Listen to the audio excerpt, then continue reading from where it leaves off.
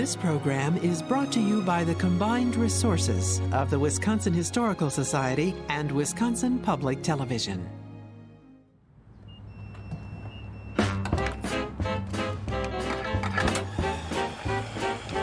Long before pay at the pump, before the convenience store selling gas, and before self-service, there was the old-fashioned gas station.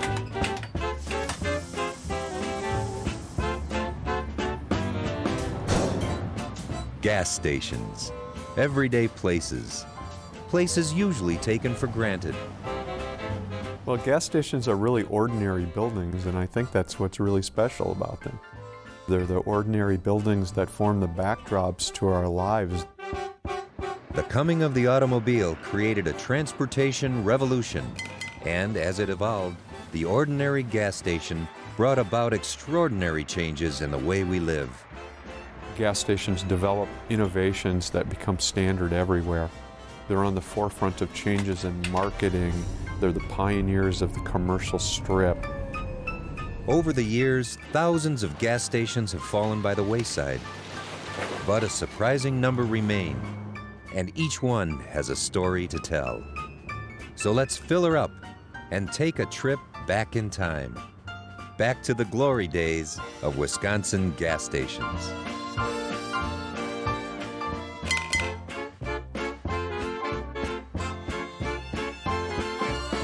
Funding for Fill Her Up was provided by the Wisconsin History Fund, supported in part by the National Endowment for the Humanities.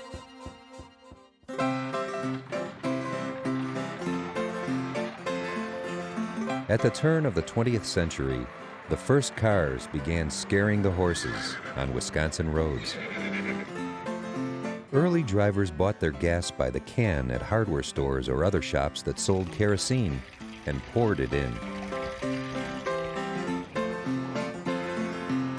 Hand-crank pumps soon began to make buying gas faster and easier. Later, the first permanent pumps with underground tanks appeared right next to the curb. When automobiles first emerged and they thought about dispensing gas, there was nothing they could look to as a prototype. So they had to invent an entirely new type of building that functioned in an entirely new way. The first stations were crudely slapped together affairs, just tin roofs and wood sides, real shack-like buildings. When the car is introduced into the city, the major residential streets, the boulevards, end up becoming commercial streets. And the gas stations are the first buildings that break that back of residential house after house after house. They become the pioneers of the commercial strip.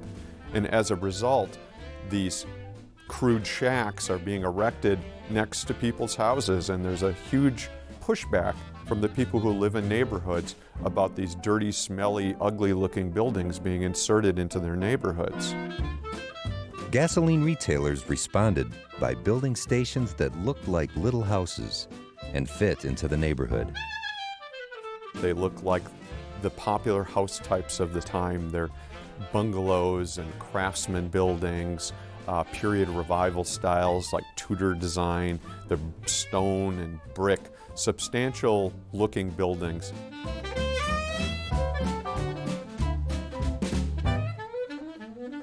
When Lester Proksch first opened this cottage-style filling station in 1933, he lived in the rooms on the second floor. So the owner would come down in the morning and open up his shop, and that's how it was operated. The brickwork is rather unique. It's very interesting to see how they went around the door moldings and how they went around the ends of the buildings. And then if you look from the southern exposure, where they used all different formations of how they put the bricks in. The corners were all chiseled out by hand. If they were to erect a building like this now, it would be very, very costly because it would be so time-consuming to try to do what they did.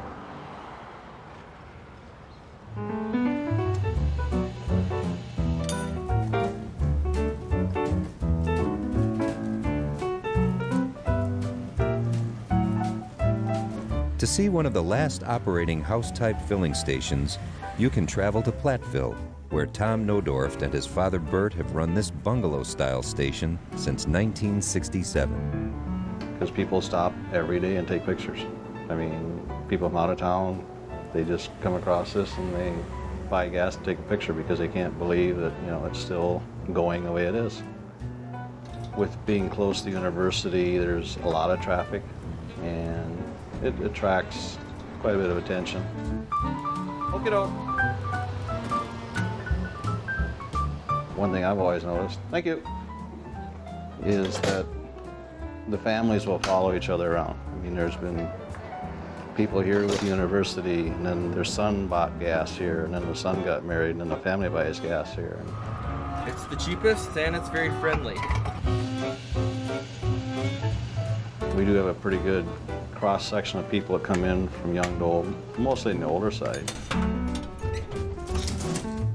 Hey, bud. How you doing? Good. 25, right? Yep. There you go. Thanks. Yep. Most people come in, you'll know them by their first name because, you know, you see them a couple times a week. Thanks, John. Take care. People like that. Hey, Pete. Sometimes you don't get to know those people till they write you a check, but once they write you a check, you know what their name is. Mm-hmm. Yeah, another one of those. Have a good day. Yep. Bye. Thank you.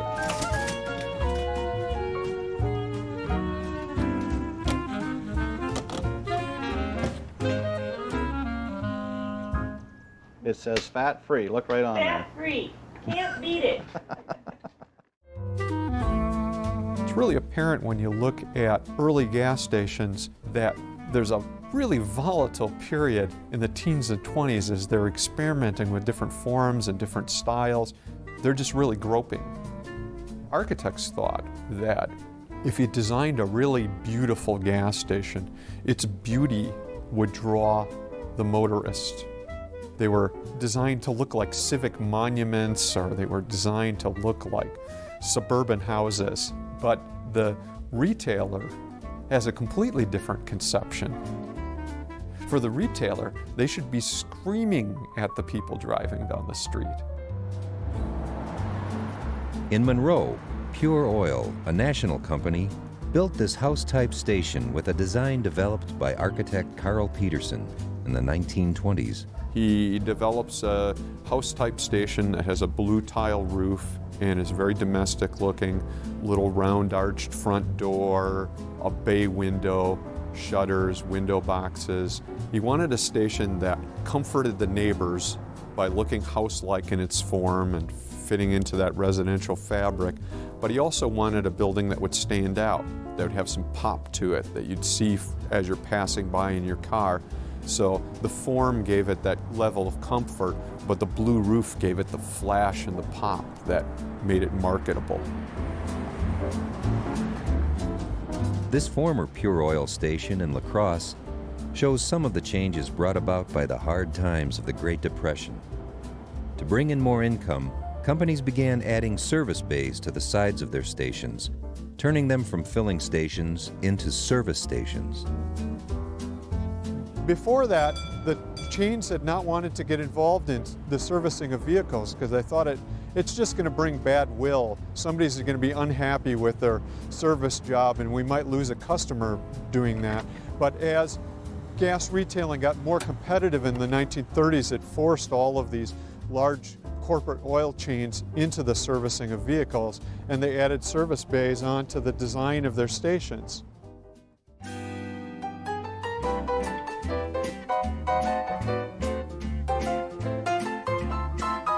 With cheaper cars, better roads, and more leisure time, tourists began wending their way to northern Wisconsin, and gas stations featured designs to entice the vacationing traveler.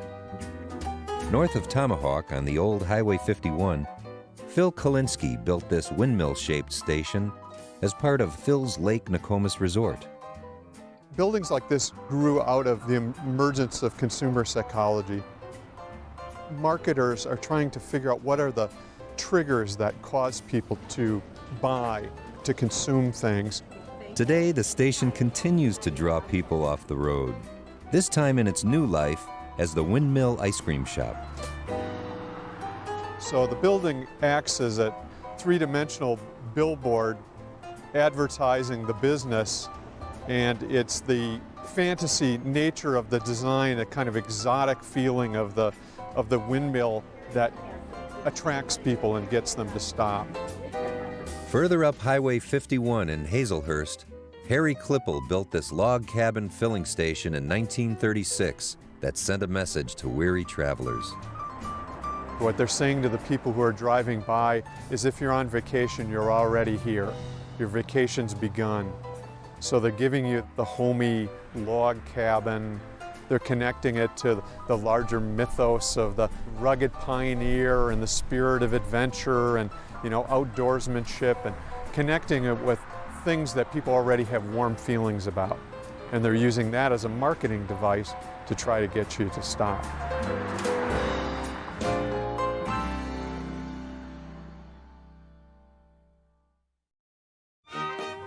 Next to the old mill in Cedarburg stands one of the few remaining examples of a Wadhams Pagoda gas station. A reminder of a time when many considered driving itself an exotic adventure. Wadham was an independent oil company based in the Milwaukee region that got into the gas station business in the late teens and early 1920s. Wadhams was a real innovator. Their major innovation was trying to find a new iconic imagery for gas stations. To create the eye-catching new design, Wadhams turned to Milwaukee architect Alexander Eschweiler. For inspiration, Eschweiler looked to the Far East, creating a pioneering Japanese-influenced pagoda, a design made popular during the World's Fairs in Chicago and St. Louis around the turn of the 20th century. So Eschweiler's capturing that public yearning for a greater sense of adventure by taking that fair architecture and transplanting it into a commercial environment. In the 1920s up until the mid-30s, they built in the region over 100 of these pagoda gas stations. Today, very few of them stand. There are just a handful of these stations left. Well, my dad was William Schnabel. Everybody called him Billy. In 1926, he built the building. It was called Billy's Service Station. He made his own hoist, and he hung a tire on there for me to swing on, so I used to play on that as a child. I just think it's a great piece of architecture and that it should be preserved. I take great pride in it. Eschweiler was savvy to recognize that the way that people experienced buildings was different when they were in a car, and he scaled the design to be read from the automobile. The size of the roof and the kind of eye-grabbing, eye-candy-like design is meant to appeal to people who are driving at automotive speed.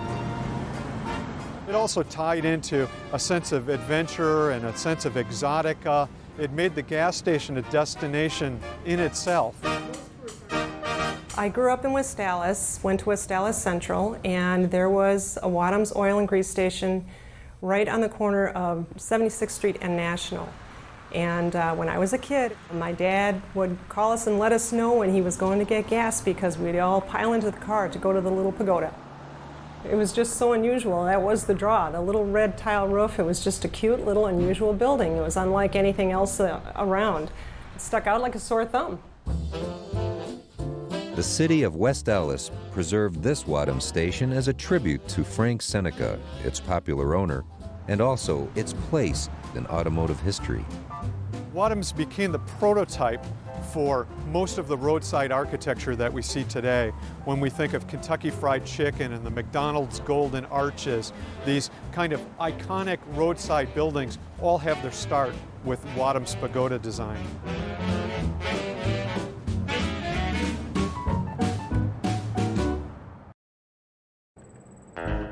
It's a 1928 Chevy. In Independence, Lauren Nelson restored this 1931 Texaco station back to its former glory. It had been a body shop, a bunch of different things, and then about 10 years ago, we revamped it back into a mechanical repair and auto sales. Turned in more of a passion than a business. I mean, that's just what it has. We did a 50s concept. That was my smile. My wife actually bought the pumps for our anniversary when we first bought the place. She knew I had everything else done, revamped everything, but I didn't have the pumps yet. About 5 times a week, somebody pulls in, wants to put on gas. They look up and see that it's 32 or 35 cents and realize that they're just for show, and then they embarrassedly pull out. The sign was here when we bought the place. It was painted over, it was black, and it had a body shop name or something on it. We stripped the paint off, and it was the original Texaco sign under it. The post is called a banjo post, which is very few of them left. It was bought as a franchise from Texaco, and it basically run as a Texaco station selling Texaco petroleum up into the 70s. I know they were still pumping gas in 1975 because I was a young gentleman from around town, and I actually worked here in 1975 pumping gas a little bit for a guy that had it. The stalls were basically used for washing cars and things like that. A lot of the repair was done outside. They actually years ago would have a hoist that was outside. And this is of the station in the early 40s. The left-hand side is the original structure, and on the right-hand side is the new bays that they had put on, of course, for expansion. And we've got a lot of pictures of some of the guys that used to own the station or rented the station over the years. We've got their pictures up. And one old fella's name was Skinny, and he used to have a very unique Harley Davidson. I get people that stop from all parts of the United States. And the neat thing is just about every one of them can remember an old Texaco station or an old gas station that they may have worked at, something their dad may have had, their grandpa may have had, and it just makes for a lot of nice stories. We leave the frontage open on the weekends, we leave the frontage open at night. One of the reasons we leave it open is a lot of people with older cars will pull in and they'll just take snaps of their cars because they've got cars normally from the 30s and the 40s and the 50s. And it's a unique place for them to take a picture of the car because this place basically is something that's back in time. When you drive through town, a lot of people will make the comment about they thought they were in a time warp. The site would be a gorgeous site for any prosperous business, but I think it's important that it's preserved on what it used to be. There. Increased competition during the Great Depression set the stage for an entirely new, modern station design called the oblong box. Gas stations in this time become very systematic in the way they're designed and the way they're laid out as they're looking at all of the aspects that generate profit in a station, whether it's the setback of the station on the lot, where the service bays are located, how the entrance is located, what the layout of the interior of the station is, what kind of products they dispense, how those products are colored, where the logo is shown, the height of the lettering on the signs and how far that can be read from a vehicle that's passing by, how the station is lit at night. All of those variables are very scientifically studied and thought out in the 1930s to generate the most profitable possible designs. This station in Minocqua, now a bicycle shop, shows the transition to the modern service station. The style of this station has a foot in both worlds, the homey domestic station of the 1920s era and the more modern station of the 1930s and 40s. It still has the domestic style windows in the station, but it has the kind of angularity and hard surfaces and modern form that stations of the 1930s and 40s have. So you're seeing the blending here of this old traditional house form style and the more modern building emerging out of it. By the late 1930s, they become very square, rectangular boxes built out of very, very modern-looking materials. A model of efficiency, the box-like design improved the level of customer service a station could provide.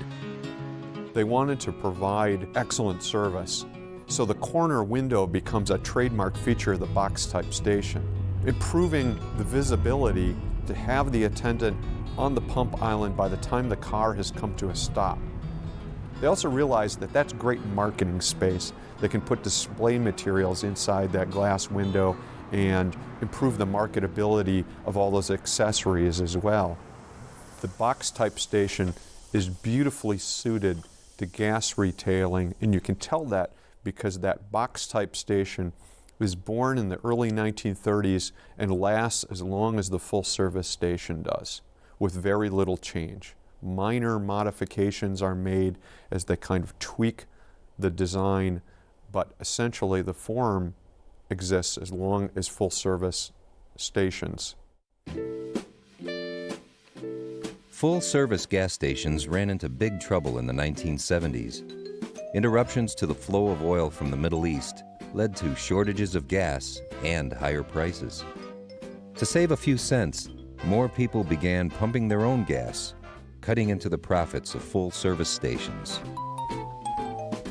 At the same time, cars grew more complicated to fix, and good mechanics became more expensive. And in 1988, widespread underground pollution led to a new law requiring all stations to upgrade their tanks, an expense that drove many stations out of the business. Of those that remained, some quit the repair business and turned the garage into a convenience store. Other stations quit the gas business and moved strictly to service. You bet. See you later. Harmon's, a popular neighborhood station on Madison's west side, pulled its gas pumps in 1998. Yeah, our father started this business in 1941.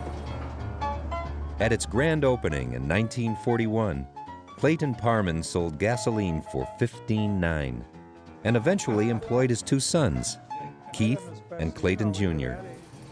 He retired in '62, and my brother and myself have been doing it since. I think one of the special things was working with our father for quite a few years, as he was quite a guy. He used to have a saying, meet him at the pumps.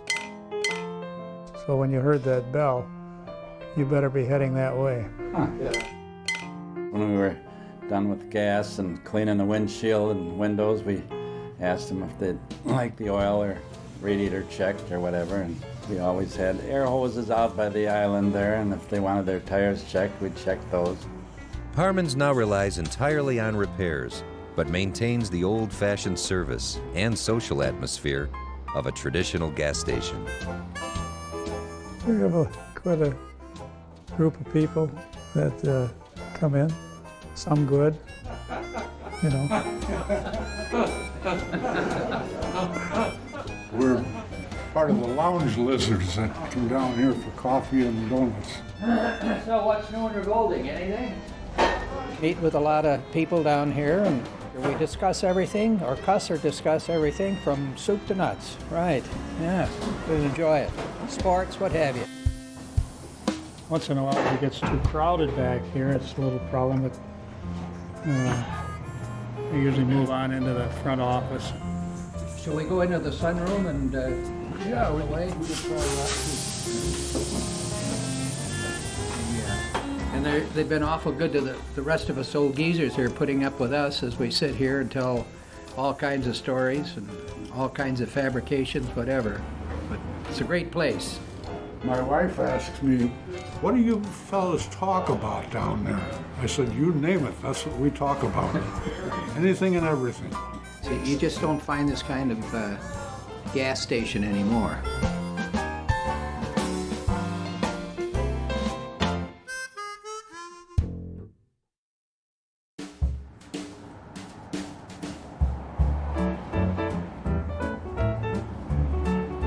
Most of the old-fashioned gas stations are gone now. But if you look around, a handful of stations remain, often converted to another use. Reminders of where we've been and how we got here.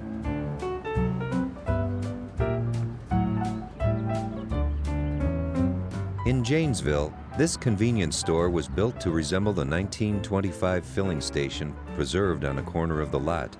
When the little station stopped selling gas in 1977, there were some sad customers. One particular lady, she sat and cried for 25 minutes. She couldn't bear to leave. So I talked to her, you know. She says, I've been coming here for over 50 years. She says, where will I go? So I recommended a fellow up the hill.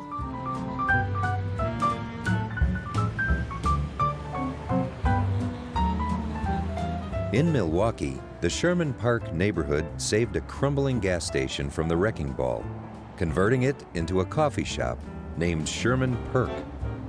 I saw what happened at other places where service stations have been torn down, and what you end up with is abandoned lots. And I just went, it should be brought back. It should have some use in our neighborhood. I saw great potential in the spot. Instead of an eyesore, I saw something that could be actually beautiful, a gem, something that was part of the neighborhood's heritage.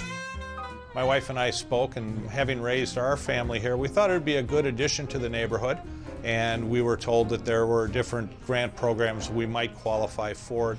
So we naively said, sure, we'd like to pursue this. The restored station continues on as a gathering place, pumping out coffee, tea, and other drinks for a grateful neighborhood. It becomes the free space in our neighborhood where everyone can get together, and I think that's just absolutely fantastic because it's something this neighborhood needed. The city of Milwaukee declared the Sherman Perk building a local historic landmark, joining nearly 70 other Wisconsin gas stations now listed on local, state, and national registers of historic places. It's a funny notion to think that something as humble as a gas station could be historically important, but gas stations are symbols of the automobile age. For the 20th century, they're what the railroad depot is to the 19th century. So when we save an old gas station, we save the stories that help us understand that world and what it once was like in order to understand better how it is now.